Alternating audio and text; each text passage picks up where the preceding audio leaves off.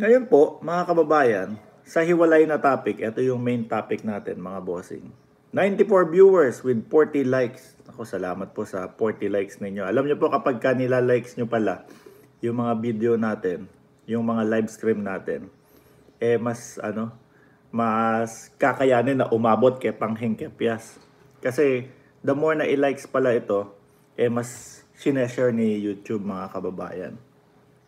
So, kayo kung gusto nyo paabutin kay Pangheng Kepias, edi i-like nyo. Pero kung hindi nyo naman trip na i-like, okay lang din po. So, mga kababayan, yung latest vlog ni Pangheng Kepias, eto na naman tayo, mga bossing.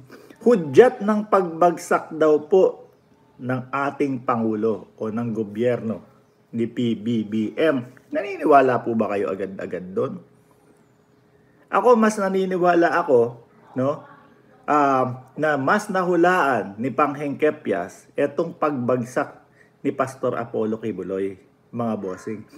Ako ramdam ko po mga kababayan na alam na po nila na apat o anim na taon na palang may kaso na nakabinbin etong si Pastor Kibuloy, mga kababayan.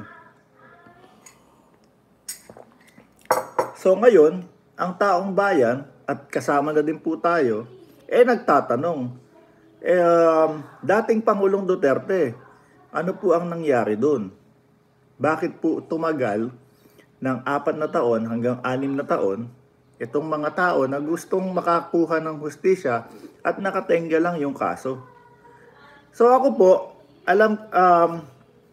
ang ramdam ko dito sa mga to, sila Pangheng Kepias, kaya nasasabi nilang, si Kibuloy, si Pastor Kibuloy, gugurgurin na yan sa susunod. Ikaw, Pastor, parang November 18 yata, kung ano mang advance na date yung sinabi niya doon. Gugurgurin ka, ikaw ang susunod, Pastor Kibuloy. So, ramdam ko po, mga kababayan, alam na po nila to dahil 4 hanggang 6 na taon na daw pong nakabinbin itong kaso na to. No?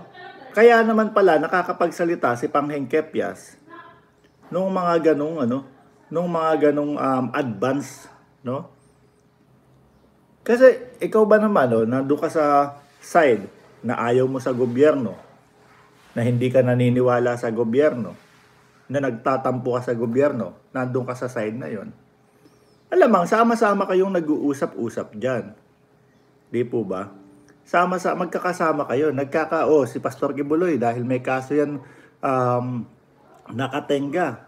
4 hanggang 6 na taon nang nakatenga yun. Baka buksan na nila ulit yun.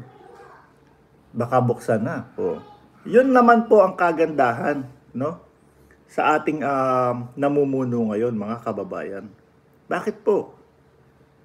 Sa kadahilanan po, mga kababayan, na although nandoon ang SMNI tumulong nung panahon na ang ating Pangulo ay nangangampanya, hindi pwede yung utang na loob. Di po ba? Ito po yung maganda sa gobyerno. Tulungan nyo ko. Sige, tulungan nyo akong mangampanya. Tulungan nyo akong ipakilala ang aking sarili sa buong Pilipinas. Pero, hindi ibig sabihin nito, mga kababayan, na kung merong mga nagrereklamo sa inyo, kung merong mga taong umiiyak, tumatangis, dahil ginawa nyo ng mga kalokohan, sasalbahin ko kayo. Hindi ganon. So, ang nangyayari po, mga kababayan, lalong nagugustuhan po ng taong bayan ang pamumuno ng ating gobyerno, mga boss. Kasi ito, hindi porket tinulungan mo ko, i-etchapuera ko na lang yung mga nagrereklamo sa iyo. Which is ganon po dapat, di ba? Ngayon, mga kababayan, yung sinasabi ni Pangheng Kepias na pabagsak na, no, hudyat ng pagbagsak ng liderato ni Pangulong Bongbong Marcos. Mali, kabaliktaran. Sinasabi lang po nila yan, mga kababayan, para ang taong bayan malito. Nako, ano ba tong ginagawa ni PBBM? Lalo na yung talagang hindi nakatutok dun sa mga pangyayari ngayon.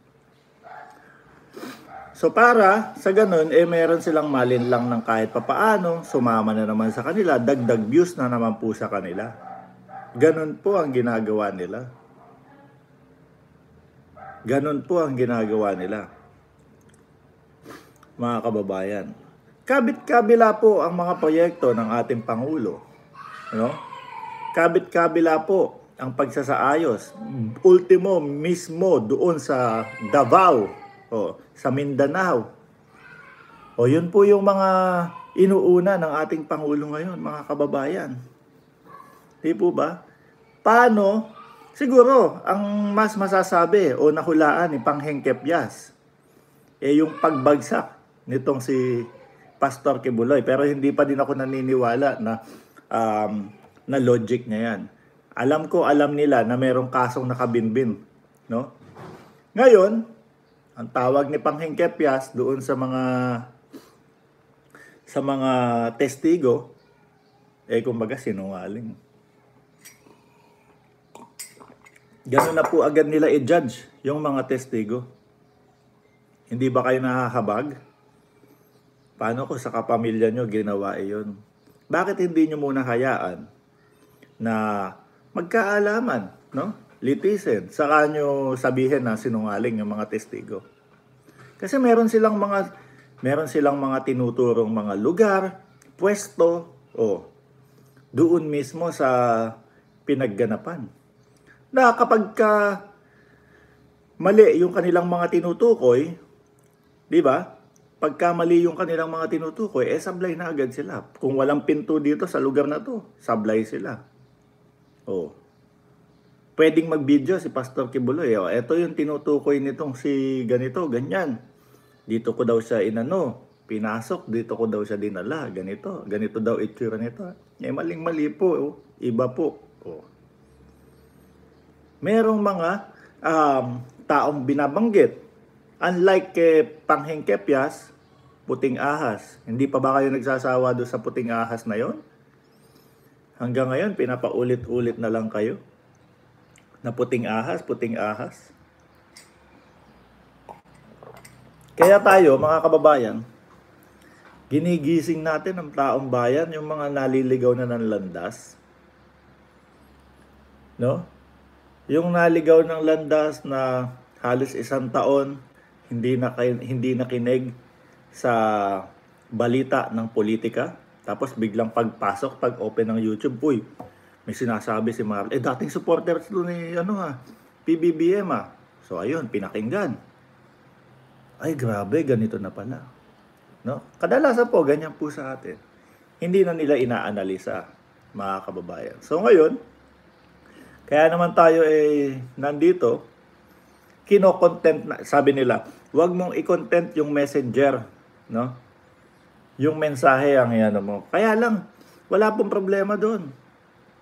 Wala pong problema. Kaso ang mensahero, ang problema sa kanila. Walang katotohanan yung mga pinagbababalita. Napakadaling i-analyze ng mga ipinagbabalita nung mensahero nila, mga kababayan. Ganun lang naman po yun. Nasanay kasi si Pastor kay Mau Diggs, kahit anong gawin niyang paglabag, ayos lang. Magtatanim ka talaga ng galit sa admin. Sabi, nagising ako sa pulboronic video. Yan. Diba? Pagkagising sa pulboronic video, tapos kinulit natin sila ng kinulit. Yung pala, wala naman pala silang mailalabas. Yung pala, wala naman palang video na maipakita. So ano po ang ibig sabihin nun? Kung hindi kinulit ng taong bayan, no? Sila, kung hindi sila kinulit ng taong bayan na ilabas yung pulburon video nila, at naniwala na lang doon sa sabi-sabi nila na dahil galing daw sa puting ahas, malamang sa alamang, nagdidiwang na yan. Sabi ko nga po sa inyo, ang taong bayan ng Pilipinas ngayon, matatalino na po. Ilabas ang ebidensya bago maging totoo. Pag naipakita nyo yung ebidensya, baklasan po yan. No? Kaya hindi kami naniniwala yung lalabas ang ano, pati si Attorney Trixie, ano sinasabi? Lalabas ang video sa tamang panahon. Gigil na gigil kayo, di ba? Gigil na gigil kayong mapabagsak ang gobyerno. O, si PBBM. Eh di dapat gigil na gigil din kayo ilabas yung mga ebidensya ninyo. Doon nagsimulan mawalan ng gana ulit sa kanila ang tao. Napapaniwala po sila mga ilang araw no? Mga ilang linggo napapaniwala sila, may pulburon, may pulburon.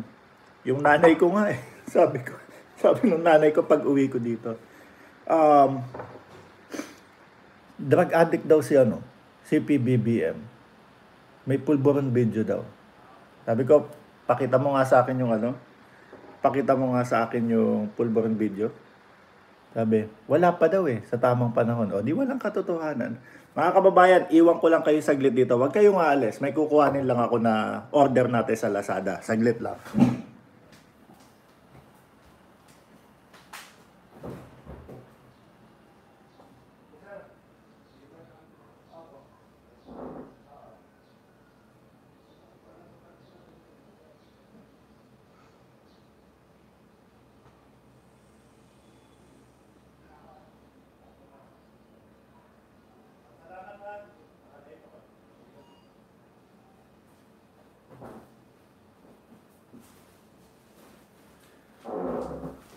So, ito na nga po.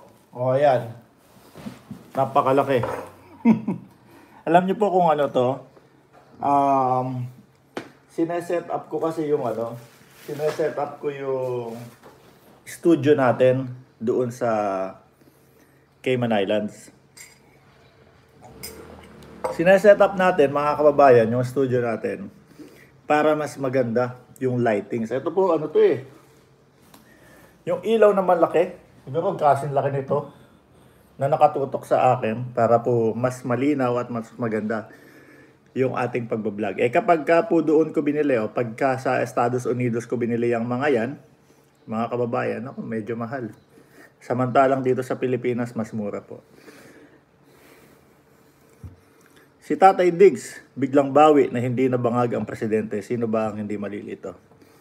So yun, mga kababayan, nililito nila, Nililito nila ang taong bayan na kesyo daw pabagsak na ang administrasyong Marcos, kesyo daw hudyat na ng pagbagsak. Kung makikita nyo po, tingnan nyo na lang po yung mga comment section. Tingnan nyo po yung comment section dito sa atin. Hindi tayo nagde-delete ng komento. Kaya makakakita po kayo niyan ng mga bash. Binabash po tayo. The more na mambash sila sa akin, mas natutuwa po ako kasi alam niyo naman po ako, palasagot ako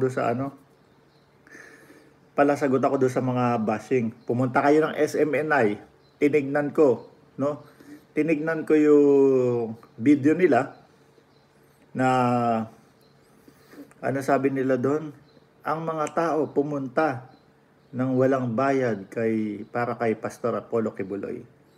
Kung makita mo yung comment section, puro ha ha ha ha ha ha, puro nagtatawa.